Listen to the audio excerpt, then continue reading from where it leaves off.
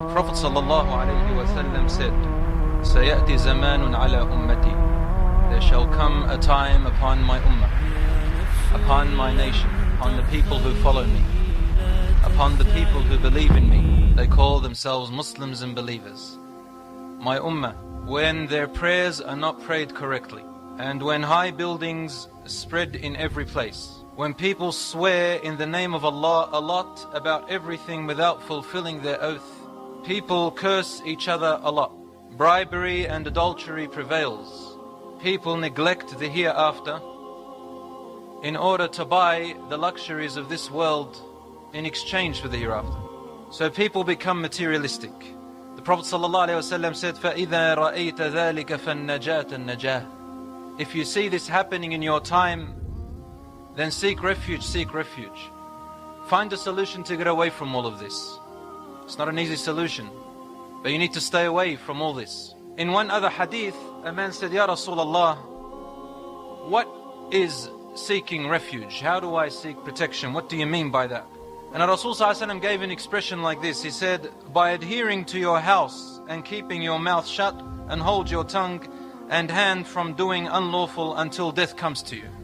There's going to come a time even worse than this one, brothers and sisters, where a person becomes so confused about what is happening in the world, so deluded by everything that they see and hear, that they're not going to know what to do and where to go and who to stand with, except to stay away from things, even if they mean sitting at home, abstaining from all of this, because there's not much they can do anymore.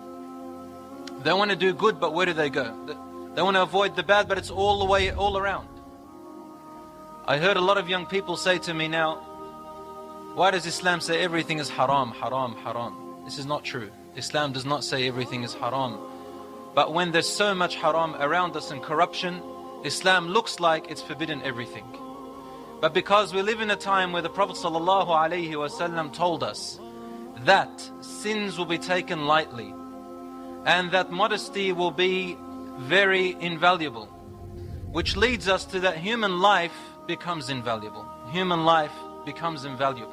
The Prophet ﷺ is telling us prayers are not prayed correctly. People pray without really meaning to pray anymore. Their 5 daily salat are done in a hurry, in a rush, with neglect. No importance is taken to them. If money comes in the way, the prayer is lost. The prayer is delayed. If a boy wants to meet a girl to chat her up and it's time for salat, he'll ignore the salat. If there is something of worldly benefit to them, the salat becomes the last thing on their mind. One brother said to me once, brother, I don't pray Jumu'ah because I work. I said, have you tried to seek time off? He said, no, because Islam says to me that I have to look after my family. The response to that is obvious. If it wasn't for Allah providing you with this family, you wouldn't have a family aslan in the beginning.